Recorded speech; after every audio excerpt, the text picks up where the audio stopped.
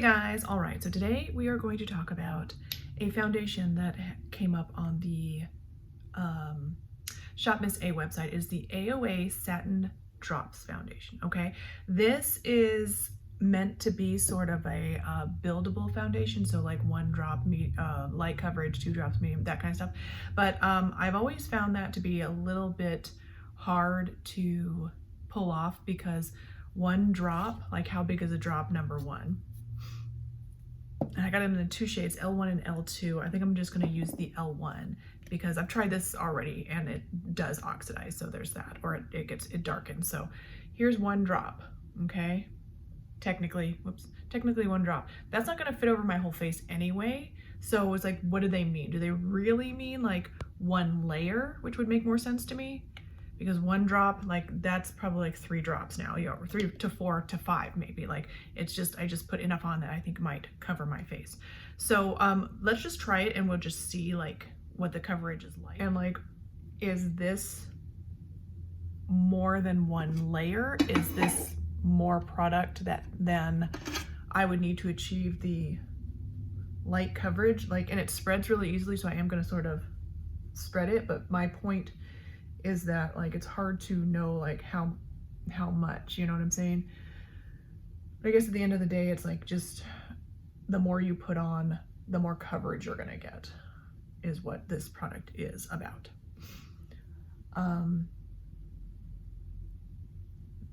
AOA Studio has a different drop foundation, and at first I thought this was like maybe the updated version or the reformulation or whatever of that foundation, which is the AOA Studio A+ Buildable Satin Foundation. And this one is absolutely gorgeous. I have loved it from the beginning. It does give you a good medium coverage and you can build it up and all that. It's beautiful. It has the same scent, which is really weird. But I'm gonna give you a bit of a swatch just so you'll kind of understand like the oxidization, the darkening, whatever it is. I'm not a scientist, you guys. This is the one we're trying today, which is the shade L1 in the Satin Drops, which is different than the A+ Buildable Satin Foundation. Okay, so you can tell it's quite a bit fairer, and this one is also going to darken, and it ends up being a good skin match on my face. This one is ending up being a decent skin match as well. A little bit darker than what I would pick. And I can kind of see a little bit in this area that it's sort of developing that orangey tone, which I do not love at all. And I don't think anybody really wants to be orange. Like, don't we all just want to have the exact right shade of foundation? Let's just even out. As far as I can tell, like, and I've tried this already, so I kind of know what I think. What I remember from wearing this several times is that it looks beautiful. It's very glowy, maybe a tiny bit glowier than I would like, but the coverage is very natural with just 1 drop. And I will say that like the biggest bummer is the darkening aspect. And again, I am not a scientist. I don't know, you know, I don't know how you could test it. Like, oxidation is like when something is exposed to oxygen and it oxidizes. Again, I'm not a scientist, so I don't know what all the technical and chemical processes that happen. But suffice it to say that like I do not want a foundation that's gonna look one way. And like, look, can you see, like this is still fairer, but it's, let me give you a swatch so you can see, but it's significantly darker, and I don't want that. I want it to be the shade that it comes out as. Not as bad, like it's not as bad as it could be, but it's still darker, and I don't want that. I want it to be the right shade. And let's give a bit of a swatch for the one that we're trying today, just so you can see the dark, how much it darkens. Still too much of a dark. And also like when it comes out, it's more neutral, and but as it darkens, it becomes more orange. And even like now I'm looking at my skin and my face has that orange cast, and I don't like that. It's not going to work out for my skin. I do not want to just look orange. The first time I tried this, I was like, it is beautiful. And I'm not saying that it doesn't look decent, but like now I'm seeing a bit of cake crust up around the crease of my nose, which is one of my problem areas. not terribly, but so I don't know, this product, it is pretty, so I can't take it away from them for that reason, because it is really pretty. I just don't like the crust up in the crease of your nose. Otherwise, it looks really pretty, very good for summertime, I would say.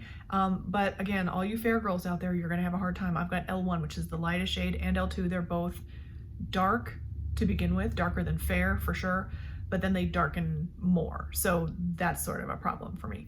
So I will go ahead and wear this for the rest of the day. I will update my thoughts in the description. It's already really glowy. So if you have oily skin, you may not love this. I'll just give you guys what happens if we try to build it up, just so you can see. I don't remember it being too much of a problem. Just a little bit of a buildup. It's right in the center of my face. Right where I might need more coverage.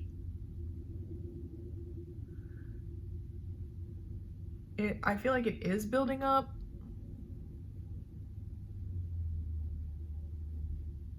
But it's not like building up in such a way that I'm like, yes, this is what I've been looking for. And honestly, my skin is looking a little bit makeup-y at this point. Again, the first time I tried this, I was like, it's beautiful, I love it, yes, get this. So now I'm sort of like, well, you know, so